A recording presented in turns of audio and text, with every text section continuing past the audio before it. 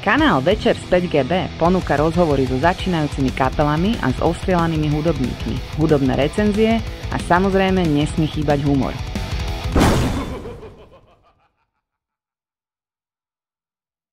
Čaute, dnes tu máme ďalší rozhovor z Music Expressu a mojimi hostiami sú členovia kapely Voľne pohodení. Čaute. Čau. Ako sa máte? Dobre. To bolo teda... Tak je pondelok, vieš, Takže ťažko pomaličky. sa začína. Hej. Vy ste noví členovia kapely, tak mohli by ste povedať, ako ste sa dostali do kapely? No, tak ja som novší člen, ty si trošku menej nový, tak môžeš začať. Trošku menej nový, trošku viac starý.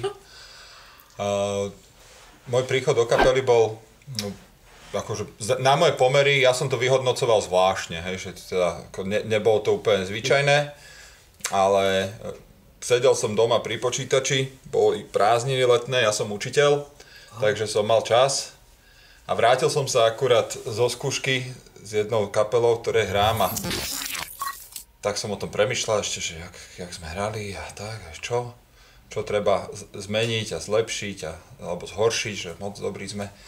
Tak som si o tom tak premýšľal a mal som počítač otvorený a zrazu mi niekto píše správu cez Messenger a tam bolo meno, že Peter Ďurinďák a otázka: ahoj Rasťo, spievaš teraz v nejakej kapele? Ja som myslel, že si spokojný so svojou kapelou, alebo s poslednou skúškou. To by ma prekvapilo ešte viac, ale toto ma tiež prekvapilo dosť, lebo takú otázku som nedostal ešte nikdy napriamo a tak som napriamo odpovedal, že áno, že spievam, že v 2 kapelách aktuálne pôsobím. A otázka prišla hneď v zápätí: a nechcel by si spievať aj v skupine Voľne pohodený? A tak som zostal ticho, že ja tú kapelu registrujem, áno, ale furt mi to bolo také podozrivé, lebo takto úplne sa nezačína bežne rozhovor, takto napriamo sa ma to spýta a ja, že dobre, že však pošli mi nejaké pesničky, že ja názov som zachytil niekde, mal som to niekde v podvedomí, ale že vôbec som nevedel, že čo to je za muziku, čo to je za kapelu. Tak mi to poslal. Poslal mi prvý album s tým, že dokončuje sa druhý aktuálne, ale že ich spevák pôvodný, alebo teda ten aktuálny spevák, že vlastne musí odísť z kapely z osobných dôvodov, z rodinných a tak, a že teda hľadajú nového niekoho. A ja som stále, mi nebolo jasné, že ako prišiel na mňa zrovna. Že, tak som sa ho to aj spýtal, že úplne sa mi nechce veriť, že by mňa niekto ako odporúčal ako speváka, že tohoto si zober, lebo ten je vynikajúci. Lebo ja síce ako trochu intonovať zvládam, ale ten môj rozsah nie je nejaký závratný, ani nič. Ale máš zdravie. Áno, tak to už som tak nabral. A ja? To už som tak nabral, nejaký akože drive, ale ten hlas takisto nie je úplne taký silný, ako by možno potrebovala skupina Pantera, trebárs, alebo tak. Tak som si povedal, že dobre, že vypočujem si to. Tak som si to vypočul. Boli tam veci, ktoré sa mi páčili, boli tam veci, ktoré sa mi páčili veľmi, boli tam veci, ktoré som si hovoril, že toto by som ja si akože úplne nezložil, ale celkovo to pôsobilo na mňa tak akože profesionálne. Bolo to dobre nahraté a tak som si hovoril, že vážne, že oni majú ako problém proste niekoho zohnať a teraz ešte spev, vieš, akože kľúčový post v podstate. A hovorím, že no dobre, no tak môžeme to skúsiť. Ja najprv som váhal, lebo som si hovoril, že to je kapela, ktorá proste je akože pôsobilo to na mňa tak úplne, že hotovo. Že je to hotové a teraz ako mám prísť do kapely, ktorá je hotová a spievať pesničky, ktoré vlastne autorsky som sa na nich nejako nepodielal. Musel som si to proste premyslieť, navyše sa mi videlo to, že proste na to nebudem mať čas, lebo som si myslel, že mi to proste zaberie, že to bude na full, hej, akože skúška, koncert, skúška, koncert a nahrávanie a neviem čo, tak to znelo. A tak bol som váhavý, povedal som, že najprv som teda ako zaďakoval, povedal som, že alebo napísal som Peťovi, že myslím, že proste hľadáte niekoho, kto do toho proste bude môcť dať všetko a že to ja nie som, lebo proste mám svoje veci rozbehnuté, či už v muzike, alebo aj mimo muziky, mám rodinu a proste už teraz to nestíham veľmi všetko a že ešte do toho proste takýto tretí záväzok. Ale že my ťa veľmi akože nebudeme obmedzovať, že to je len jedna skúška týždenne, v podstate 2 hodiny. Lichotilo mi, hej, že ma niekto prehovára takto, lebo ja som to považoval za vybavené, že napíšem mu, on povie, že OK, akceptujem to a budem hľadať ďalej, ale nevzdal sa, že aspoň to skús. Takže dobre, tak akože, že v podstate som za každú srandu, takže skúsime to. Tak som prišiel na prvú skúšku a Peťo mi proste otvoril a hovorí mi, že vieš čo, stala sa nám taká vec, že nemáme bubeníka. A hovorím, že ale že vieš, že ja som spevák, že ja som ako prišiel na túto pozíciu. Že no, že proste chalan, ktorý s nami teraz hrával, že nemôže, lebo kvôli škole, konzervatorista. Ja hovorím, že Pane Bože, s konzervatoristami tu ja mám hrať, že to je 4 tóny, viem zaspievať. Tak ale bez bubeníka bola prvá skúška, že skúsime si to len tak na sucho. Tak sme si skúsili pár pesničiek, akože ladilo to, hralo to, chalani povedali, že dobre, že je to OK, chceme, aby si s nami spieval, bubeníka zoženieme. Tak aj bolo nakoniec, akože bubeník sa zohnal, prišiel chalanisko a potom sme začali teda hrávať, začali sme skúšať ten program s tým, že na začiatku sme sa venovali tým starším skladbám z prvého albumu, ale postupne sme začali do toho repertoáru pridávať aj skladby z novšieho albumu a som cítil, že tam proste je istý rozdiel, je to niekam posunuté do iných, nepovedal by som, že ani žánrovo, ale proste je to také akoby rozkvitnutejšie trošku. Tak tie nové pesničky sa mi vlastne páčili ešte väčšmi než tie staré, tak to ma tak ako utvrdilo v tom, že má to zmysel aj pre mňa. A navyše som vlastne pochopil, že je to aj priestor pre mňa, aby som sa akože zlepšil v niektorých veciach, ktoré som úplne na ne nekladol dôraz dovtedy. Takže august 2023, tam sa to začalo. Tam to Saška, ty? No, tak u mňa to bude možno také kratšie, priamočiarejšie. To si myslel. Ja som proste v januári prihlásila dceru na bicie a bola tam asi tak na 2. hodine a to je akože dole v garáži a tá hudobná škola je na poschodí, kde sme v podstate ani nejako neplánovali ísť. No ale keďže ona potrebovala ísť na vecko, tak som ju zobrala, v polke hodiny vycúpkali sme si hore do hudobnej školy a tam bola taká veľká nástenka. A ja som si tam čítala, tamtí potrebujú hentoho, tamtí potrebujú a voľne pohodený som tam videla, že to je aký príjemný názov, že fajn. Ale tak potom sme zišli dole, dobubnovali sme, prišli sme domov, ja už som zabudla na voľne pohodených, ale potom nejako som chvíľku mala večer čas, že zabrousujem si, pozriem si, že čo sa to tu na Slovensku hrá, ale vôbec som neočakávala nič od toho, no a hovorím si, že však to znie super. Ja akože ani slovenčinu nejak veľmi v pesničkách som nemala rada, lebo častokrát to neznie úplne najlepšie. Ale toto znelo všetko dobré a tak som si púšťala jednu pesničku, druhú pesničku, tretiu a že však ja nemám žiadny kontakt. Ja neviem, kto to tam písal, ježiš, tak musím rýchlo googliť. Tak som našla Peťa Ďurinďáka, poslala som mu správu, vlastne ja mám YouTube channel, tak som mu poslala na to link, že nech si pozrie, že či sa mu páči, ako hrám. No a on sa mi po chvíli ozval, že teda sa mi ozvu, že to prejdú si a prišla som na skúšku. No a potom to už bolo také podobné, že no, ale nemáme bubeníka. A tiež moja dcera hrá na bubeník, takže to by sme to boli sporiť. Už tam bola 2-krát. No a potom ešte aj vlastne bas-gitarista nemohol výnimočne v ten deň, takže my sme tam vlastne boli iba Rasťo a Peťo a ja na tej prvej skúške. No a keďže ja som nejako v kapelách predtým nehrávala, ja som bola možno skúšovní, takže jedno s jedným, že klavír a bicie väčšinou alebo tak Takže pre mňa to bolo aj dobre, že teda ten rámus bol nie, že úplne taký strašne veľký. Takže mne sa to páčilo, ale tak povedala som hneď chalan, že ak ma nepotrebujú, tak ľudia ma pošlú domov, ja sa neudrazím. No a oni povedali, že chcú so mnou hrať, že ma chcú, tak som sa potešila a odtedy spolu hráme. No a hľadáme bubeníka zase. Bubeníka, možno budete mať bubeničku, uvidíme, čo Maťa čo povie, lebo sme mali naposledy rozhovor s Maťou Kráčovičovou z kapely. Musím pozerať, či náhodou nezaspal náš zvukár.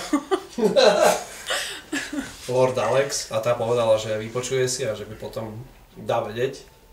No a ja som sa chcel spýtať z toho prvého CDčka, čo sa vám páčili, aké skladby? Zostaň. Zostaň? A Blato. A Blato? A tebe?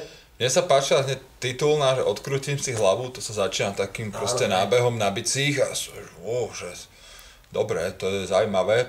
Potom je tam taká pasáž, že sa tam spieva hej hneď na začiatok, tak to som si zase povedal, že to je taký divný začiatok, ale hudobne sa mi to páčilo akoby vlastne celé, alebo bolo mi to blízke, netvrdím, že to bola úplne že láska na prvé počutie, ale bolo mi to blízke, taká muzika, bolo to niečo, čo som cítil, že proste na tomto som ja vyrastal a v iných skupinách, ktorých pôsobím, tak vlastne tam sa nehrá až tak cez bustre, až tak akoby tvrdo, aj keď to nie je úplne tvrdá muzika, ale niekedy to hučí riadne, keď sme teda všetci náhodou, že každý nástroj je obsadený skúšobní, tak to akože hučí.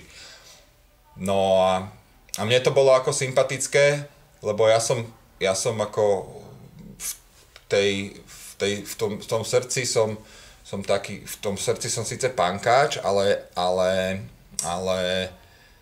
nikdy som nechcel hrať úplne, že iba v punkovej kapele, alebo tak nejak žánrovo vyhranenej, že nechcel, neprišlo mi úplne zaujímavé hrať v punkovej kapele, alebo sa nenaskytla taká príležitosť, že by to tak sadlo.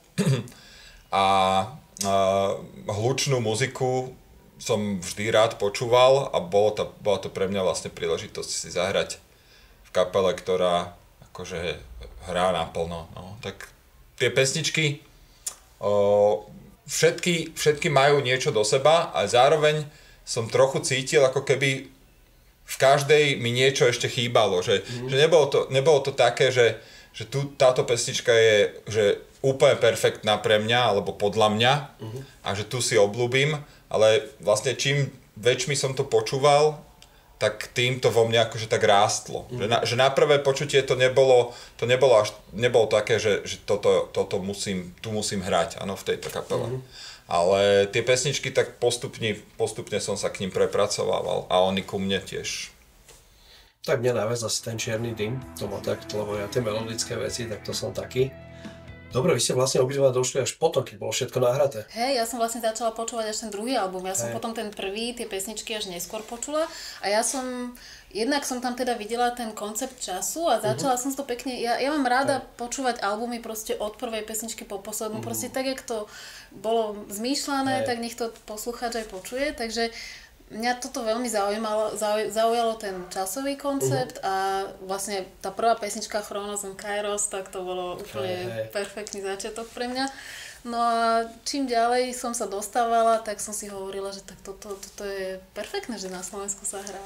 Hej, no, lebo mne to Peťo posielal, lebo my sme sa ešte tak trošičku tak, lebo som hovoril, že či by nebolo lepšie, keby to naspieval nový spevák, že aby to zase, že naspieva to chalan, spevák, ten odíde a potom dojde nový. Vieš, to je také dosť mimo, ale hovorím, že no nevadí, že spravíme to takto, lebo tiež mal problém niečo so spevákom, že keď hľadal.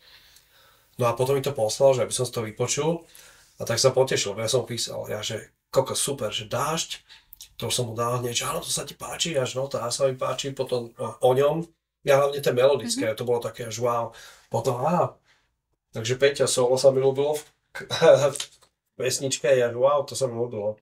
Veštore. Hej, v daždi. Solo. To sa mi páčilo. To bolo také zaujímavé. Aj to všetky budíky. Čo povieš. To boli hlavne tie melodické veci. A ty keď si to počul naspievané, ty ako spevák, Mal si niečo také, že teraz napríklad, keď budete mať koncert, že by si trošičku tak pomenil na seba? No, napríklad v spomenutej piesni Zostaň z tej staršej, tak ja tam mám problém sa v záverečnom refréne proste dostať do tých polôch, ktoré by tam mali byť. Tak som vymyslel, že vlastne by to mohol byť Sašin spev. Lebo Saša ona tiež spieva veľmi dobre, ale zatiaľ ešte nenabrala úplne odvahu na také solové party, takže tak prifarbuje, ale veľmi účelne.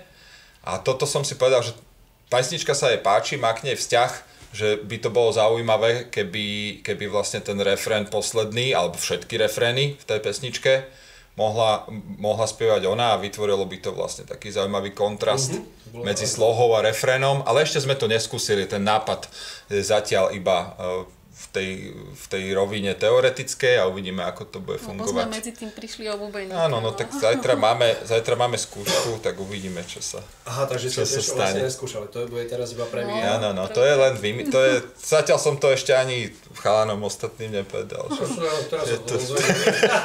Vlastne, aby ste vedeli, že čo bude na budúcej skúške.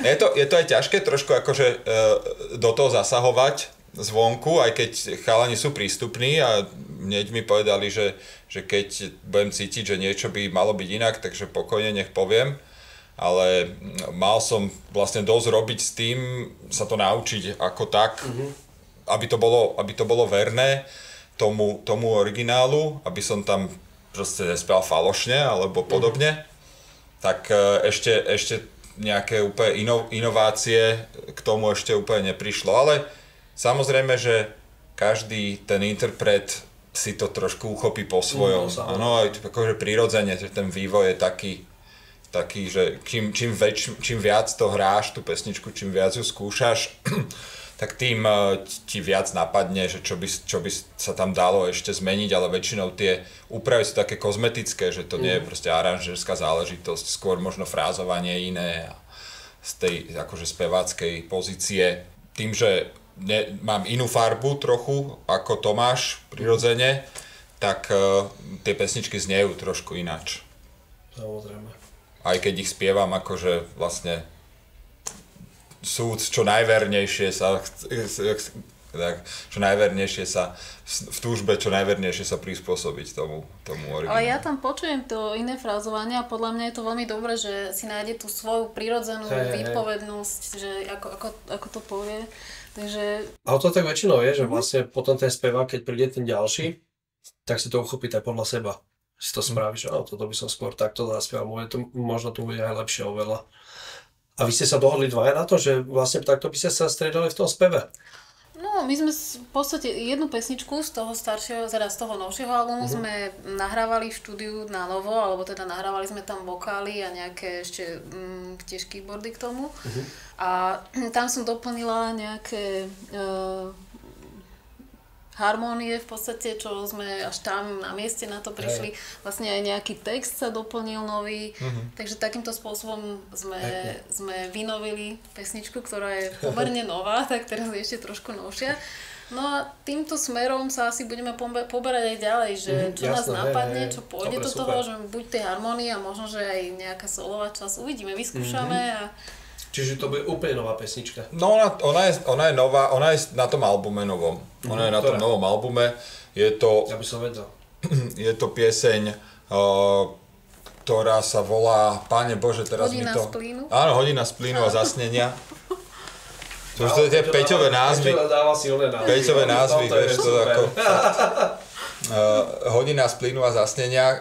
Nič z toho v tej piesni neodznie, ani jedno z tých slov. No, v podstate, ale to tak ešte. Tak to sú, tak Peťo je akože v tom, to sa možno k tomu ešte dostaneme, ako on vlastne tvorí a čo z toho vzniká. Tak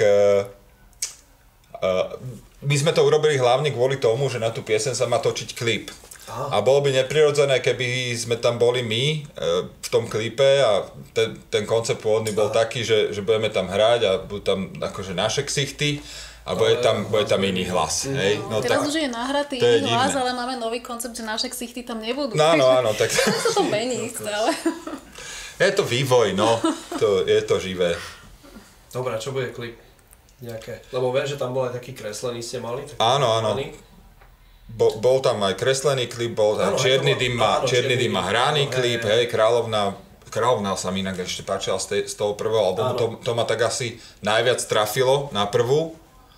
Tam je taká veľmi dobrá, no proste veľmi príjemná pre mňa gitarová vyhrávka, taká fakt, že jednoduché to je, ale mne sa veľmi páčia veci, ktoré sú jednoduché a úplne to fitne proste do tej pesničky tak, jak to má byť. Takže Kráľovna mala, pokiaľ viem, tak áno, kreslený klip a tento klip by mal byť hraný, ale dnes akurát prebehla nejaká WhatsAppová komunikácia o tom s režisérom a úplne som to nestihol všetko si prečítať, len viem, že je nejaký nový koncept, ktorý... Uvidíme. No, stihla som si prečítať, ale zatiaľ nie sú nejaké konkrétnejšie informácie, takže necháme sa prekvapiť. Mňa by zaujímalo, vieš čo, keď Peťo priniesie nejakú pesničku, a keď ti dá text, ešte čo na to hovoríš? Je to tak, že všetky tie pesničky už boli hotové. Áno, keď ja som prišiel do kapely, všetky tie pesničky už boli hotové, čo bolo pre mňa tiež dosť netypické, lebo ja som tiež človek, ktorý ako texty píše v iných kapelách. A toto bola prvýkrát taká situácia, že vlastne tu budem spievať niečo ako karaoke. Vieš, že dostaneš hotové, toto sa nauč, toto je výzva pre teba. A niektoré tie texty, alebo teda tie texty majú všetky spoločné to pre mňa, že sú neúplne jednoznačné. Že Peťo je zvyknutý tie myšlienky trošku tak zahalovať do metafory, ale občas príde proste niečo také úplne priamočiare. Mne sa páči ten kontrast v tom, že je to také, všeobecne kontrasty sú zaujímavé, v hudbe tiež a je to také prekvapivé občas, že nevieš, nečakáš úplne, že toto sa stane, alebo že čo je za tou pesničkou, že aká myšlienka, hej, že konkrétne za piesňou Čierny dym, že sa to týka vlastne koncentračného tábora, hej, že to je, ako úplne ti to nenapadne, keď to počúvaš prvýkrát a potom keď sa o tom dozvieš, tak ťa to tak prekvapí. Hej? A samozrejme, že si hovorím, že ako by som túto tému spracoval ja, či by som ju vôbec spracovával. A zaujímavé pre mňa je to, že vlastne Peťo sa púšťa do takých tém, do ktorých ja by som sa asi nepustil, lebo by som nevedel, že čo by som k tomu ako úplne vymyslel. A on to dokáže, on to vie. Takže to je tiež pre mňa veľmi dôležité, keď mám spievať nejakú pesničku, že aby som to nepokladal za hlúposť jednoducho, hej, že aby som to nespieval cez zuby alebo proti nejakej svojej srsti, no. Takže nebolo to tak, ešte aby som odpovedal na tú otázku, že nebolo to ešte takú situáciu sme nezažili, že by on priniesol proste text nový, ktorý nepoznám a teraz ideme sa učiť túto pesničku.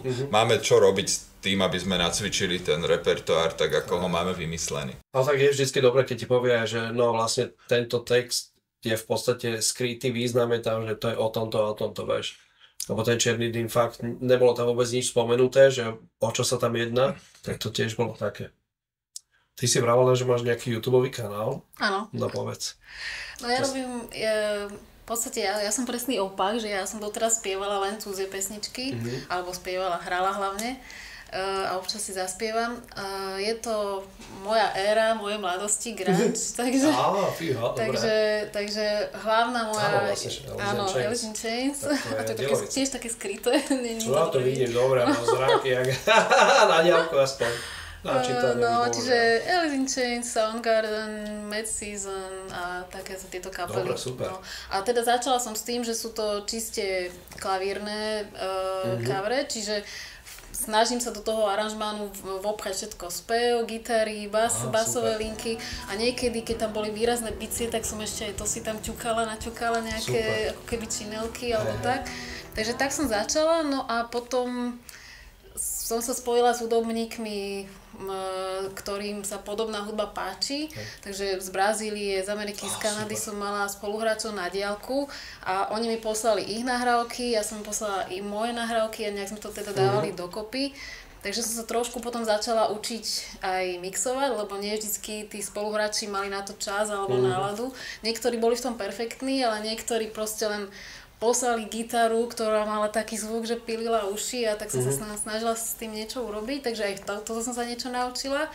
No a tak ďalej. No a potom som si hovorila, že bolo by zaujímavé ten veľký hluk, čo teda ja na tú nahrávku dostanem, naozaj aj počuť a teda sa s tými ľuďmi aj stretnúť, lenže je to ťažké, keď hráš niekým z diaľky. No a toto bola perfektná príležitosť pre mňa to zažiť, lebo keď som prvýkrát vlastne to aj s bubeníkom, aj všetko, počula som, čo to tam narobíme, aký ramus, tak to bolo, pre mňa zážitok úplne parádny. Vieš čo, väčšinou sa robia potom také videoklipy, čo si každý robí, že kvázi doma sa nahrá. A to sa potom pospája, keď to je takto, vieš, lebo teraz je tá výhoda toho, že online, tiež nejaké spolupráce, čo chalani, čo sú mali nejakých interpretov, tak tiež hovorili, že bubny nahrával niekto z Kanady, bas-gitaru zase nejaký týpek a také, že to bolo také zaujímavé.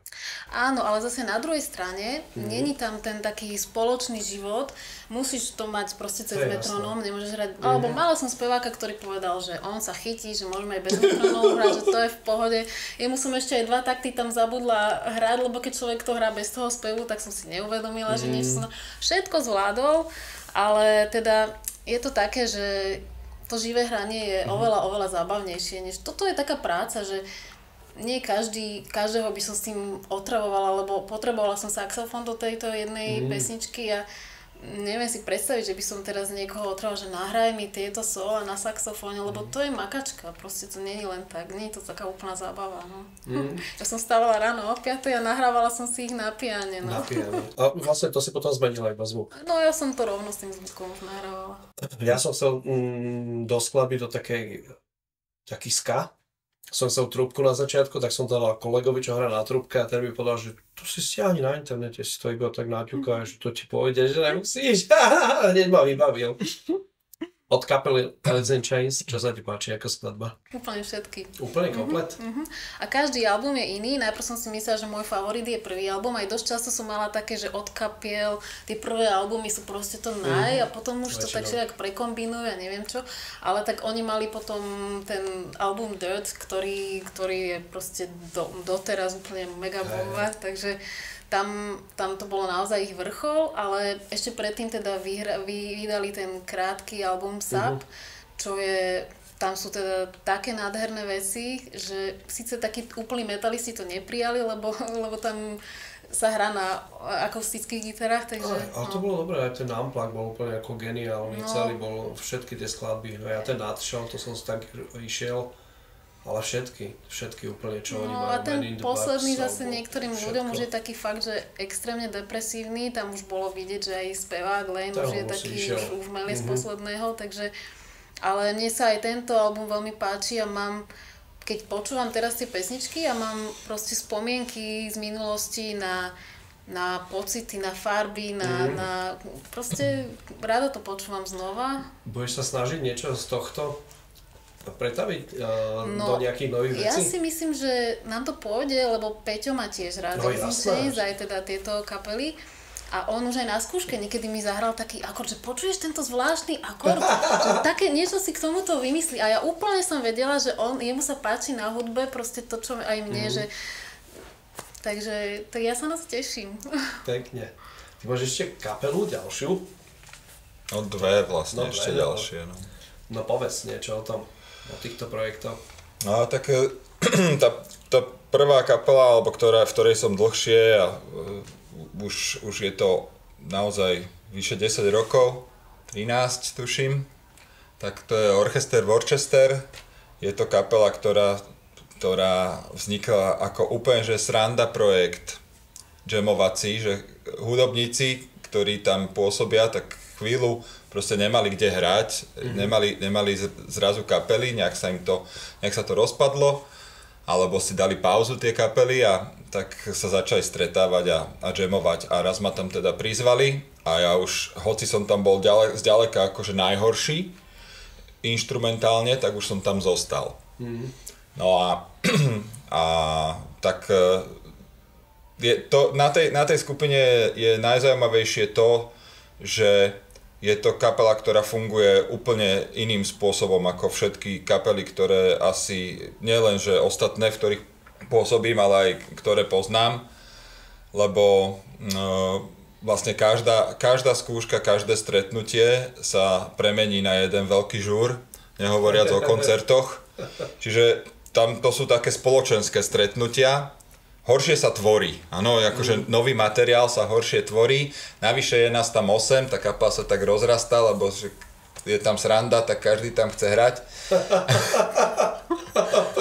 Horšie sa tvorí, lebo tým, že je tam tá silná spoločenská stránka, tak vlastne kým sa začne niečo hrať, tak uplyne už hodina a pol z toho stretnutia a ďalšie 2 hodiny sa potom hrá a potom pomedzi to sa ešte všeličo porozpráva a popije a všeličo. Takže to je taká kapela, kde ja som si myslel, že toto je skupina, ktorej som si splnil svoj sen byť v skupine, akože vymyslieť nejaké pesničky, hrať ich pred ľuďmi a vôbec som nemyslel sa, že ako niečo iné ešte bude v mojom živote, čo sa týka muziky, úplne mi to stačilo. Ale stalo sa to, že bubeník sa proste odsťahoval naspäť do Česka, lebo on je Čech, to je tiež ešte zaujímavé, československá kapela, on aj spieva, československý spev. No a bolo oveľa menej času sa stretávať ešte ako predtým. Čiže ešte mi niečo chýbalo a môj švagor mal kedysi kapelu Oči jasajú, čo bola taká akože svetojurská legenda, tiež obrovské zoskupenie 7 ľudí alebo koľkých, ich bolo aj 8 tiež asi v plnej zostave. No a tá skupina prestala hrať a už to bolo 20 rokov a ja som vedel, že mu to chýba proste v tom živote, tú kapelu mať, tak som mu len tak nadhodil, že neskúsime to akože obnoviť. Že ja som tam síce nehral v tej pôvodnej zostave, ale že ja tie pesničky poznám, proste vyberieme z toho tie najlepšie, niečo nové pridáme, tak sme si povedali, že OK, že ideme do toho, zohnali sme proste ďalších bubeníkov, lebo chalani z tej pôvodnej zostavy už buď nemohli, alebo jednoducho to nevyšlo nejako. Alebo boli už akože inde, aj priestorovo, aj myšlienkovo, tak sme to začali cvičiť a to bol tiež teda akože proces náročný, ale podarilo sa nám už akože aj vystúpiť niekde pred ľuďmi, ale chce to ešte čas, že tam sa tiež ako poctivo pracuje, každá skúška je veľmi disciplinovaná. Je to úplne presný opak toho, čo zažívam vo Worcesteri. A ten druhý projekt, čo si vravel? No, Oči jasajú, to je ono, to je toto. Takže orchester Worcester a Oči jasajú, to sú moje ešte ďalšie 2 hudobné projekty. Na Worcesteri je zaujímavé to, že prakticky vôbec neskúša, ale hrá najviac momentálne z týchto 3 kapel. Teraz ste mali koncert. No, v sobotu sme mali koncert. A piatok sme mali predtým skúšku, takže víkend bol pomerne náročný, no, 2 žúry za sebou. Pekne. A tebe, ako sa hrá s chalanmi? V pohode? No, výborne, hej. A teda je tam aj sranda, nie je to také, že len odohráme a odídeme. No, samozrejme, ale tak na tých skúškach vždycky bola, odjak živa bola sranda. Ale je to disciplinované, áno. Ja to nemám s tým porovnať. Na moje skúsenosti je to veľmi disciplinované, ale tak samozrejme, že nie je to také, že by sme boli takí tí zahlbení hudobníci, ktorí sa mračia, hej, a snažia sa zahrať proste každý tón úplne správne. Veľakrát sú tam nejaké momenty, ktoré sú vtipné, vyplynú či už z nejakej chyby, z nejakého kiksu, alebo proste jednoducho z nejakej situácie, ktorá tam vznikne. Ale ešte, ak môžem, tak chcem povedať, že Saša to bola úplne že rána do čierneho pre túto skupinu. Oveľa dôležitejšia než ja napríklad, lebo ona naozaj vie hrať, to poprvé. Úplne sa ten jej feeling hudobný a to ako ona vníma hudbu, ako ju tvorí, tak úplne sa to hodí do tej kapely. A navyše ten klavír elektronický, čo má, tak to má milión možností. A na rozdiel od... No áno, tak je to také je to také ťažké, ako proste dobre na tom hráš, vieš, to si zaslúžiš taký nástroj. No to má aj drevené klávesy, to má taký super pocit, no. A naozaj, že keď to človek počul predtým, aj v tej skúšobni iba, tie skladby predtým, bez toho klávesu a potom s tým, tak to je naozaj veľký rozdiel. A najlepšie je na tom to, že ju to tak baví a že proste teraz našla kapelu, v ktorej akože sa jej dobre hrá. To je... No, takže toho bubeníka potrebujem, lebo to bola veľká posila. Ja mám tiež rada tú pesničku Dážď, ale v podstate sa nám mu nepodarilo hrať, lebo pre bubeníka je náročná. Aha. A my sme mali nového bubeníka teraz, tak on sa učil teda najprv tie ľahšie veci a že teda na dážď prídeme. A keď sme konečne prišli k dážďu, tak on sa teda povedal, že už nebude s nami ďalej hrať. Tak prestalo pršať, vieš. Tak... Áno, hej, to sa vyčasilo, takže to je hneď. Ja dúfam, že ten dážď zase príde. Dobre, a ešte spolu ste mali vlastne koncert, aspoň jeden, alebo zatiaľ... Nedostali sme sa k tomu. Nedostali sme sa k tomu. Katastrofa. Lebo tak zase chalani sú perfekcionisti, nedivím sa tomu, lebo oni naozaj s tou kapelou žijú už niekoľko desaťročí a záleží im na tom, aby to znelo čo najlepšie, keď to má počuť aj niekto ďalší. Takže nehrnú sa úplne bezhlavo do organizovania nejakých koncertov, alebo ani asi ponuky nepríjmajú. A navyše, keď naozaj je to tak, že tí bubeníci sa tam pomerne často striedajú, tak je nevyhnutné vlastne nacvičiť ten materiál a to trvá nejaký čas. Klasika. Keď sa stretávaš raz za týždeň, tak to trvá. Navyše, nikto z nás nie je taký, že by sa, ako som už spomínal, že by sa tomu iba mohol venovať, že by denne cvičiť. Možno Saša. No, denne hrá. A tak ja hrám aj iné, ale zase tiež ja robím... Ale tak si vyhratávaš tým pádom. No veď to, že ja som sa ako decko naučila hrať, teraz už iba pre radosť hrám. A ja robím aj všelijaké športy a čo viem, čo ja si musím dávať pozor, aby som sa nedolámala pred tým, jak máme. A čo robíš, aké športy, povedz? Také všelijaké, no. To je napríklad?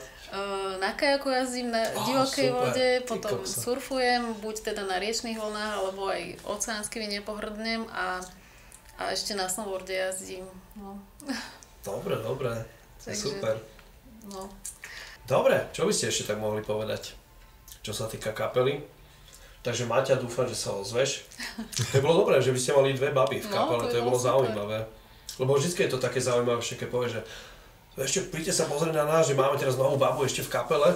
Je to určite lepšie ako, že príďte sa pozrieť, máme nového alebo príďte sa pozrieť, nemáme bubeníka. To je tiež dobré, to ste ešte nevideli. Mne sa podobné situácie ale stávajú aj v práci, lebo ja sa venujem teda vývoju softvéru ako vývojárka, tak tiež to bolo také, že poďte sa pozrieť, my máme aj developerku. A to je dobré práve, že to je super, je to také niečo zasa iné. Ja neviem, no pre mňa je to také, že však aj ja som človek. Ako hej, jasno, ale niektorí to tak berú, že vlastne to je jak keby teraz trepnem ako keby niekde na stavbe, že máme novú murárku, že dojď sa pozrieť, vieš, že čo bol zvyknutý, že iba chlapi tam robia. No povedzte, čo ešte také, na čo sme zabudli? Na čo sme zabudli? Zabudli sme, ešte by som chcel vyzdvihnúť z toho nového albumu tiež nejakú pieseň, 2-3, ktoré na mňa urobili najväčší dojem a to som rád, že si spomenul pesničku O ňom. Lebo tu keď som počul, tak to som si povedal, že OK, že toto je fakt, že pecka. A to ma tak akože definitívne presvedčilo o tom, že toto bude dobré, že toto bude, alebo má to potenciál byť akože dobrá kapela, keď sa to dobre nacvičí a keď sa to dobre zahrá, že tá pesnička je, tá ma chytila úplne hneď a tak to sa potom už človeku tak väčšmi chce cvičiť alebo s takou väčšou radosťou ide na tie skúšky, keď si tam nájdeš už tie svoje pesničky, na ktoré sa tešíš, že si ich zahráš a samozrejme, že vyzdvihovať nejakú konkrétnu skladbu je náročné, lebo aj z pohľadu tej úcty k tomu autorovi, lebo však on do každej piesne dáva niečo zo seba, takže je to trochu ako hovoriť o tom, že toto dieťa je krajšie ako iné, ale niečo v tebe väčšmi zarezonuje, to je prirodzené. Takže to je taká moja asi najobľúbenejšia pesnička z toho nového albumu, popri ešte Karel Čapek Blues, lebo to je pesnička úplne iná ako ostatné a mne sa veľmi páči to, že vlastne ten motív je taký repetitívny a je to dlhá skladba, ale pritom ja som sa pritom vôbec nenudil, tam prichádzajú tie sola, teraz Saša ako prišla s tým klávesom, tak ona tam hrá proste tie klávesové party, ktoré sú tam nesmierne zaujímavé a ten text sa mi páči asi najviac, alebo je jeden z mojich najobľúbenejších a na Peťovi sa mi páči aj to, že on proste odkazuje na také tie postavy z tej intelektuálnej histórie Slovenska alebo Československa. Tak, ja som sa práve pri Karel Čapek je môj obľúbený autor ešte. Ja som sa pri tejto pesničke bála, že je až taká príliš repetitívna, že teda že ako sa mi to bude hrať a či sa nebudem pri tom nudiť, ale že vôbec. To je naozaj tam, ja som dostala vlastne tie klavírne stopy alebo keyboardové stopy a tam je ich veľa. Ja som ich vlastne musela zlúčiť do toho jedného partu, sa snažiť, že tam niekedy aj 3 layery alebo 4 znejú a ja som si akože podelila klávesy na rôzne zvuky a prepínam si to tam, takže a mám tam aj to solo, také celkom brutálne, takže som zistila, že v podstate pesničky je jedna vec, ako ich počuješ, ale druhá vec, ako sa bavíš pri tom, keď ich hráš, je to ako keby také iné. No. Dobre, že ste si to tak vlastne posvojili, dá sa povedať. Lebo čo sa týka tých skladieb, tak väčšinou tie kapely to majú tak, že spravia CDčko a sú presvedčení o tom, že že tieto 3 skladby sú fakt, že veľmi dobré, že to určite je jedna z týchto 3, že to budú hovoriť ľudia, že kokos tu nás zahráte a tak a väčšinou to je úplne iná pesnička. Čo je potom aj dobre podľa mňa, vieš. To je také, že každý to vníma inak, každý počúva tú hudbu inak, niečo iné ho na tej hudbe proste priťahuje, baví, takže potom z toho vznikne niečo zaujímavé. Dobre, tak ďakujem pekne za rozhovor. Ďakujeme tiež. Dúfam, že máte sa ozve, nech máte ďalšiu babu v kapele. Bude šikovná bubenička. Keď bude koncert, tak dajte vedieť. Dáme vedieť. A pre ostatných samozrejme voľne pohodení. Tu máte aj link na YouTube kanál, link na Sašku a Tarastia, speváka a vidíme sa na budúce. Čaute. Čaute.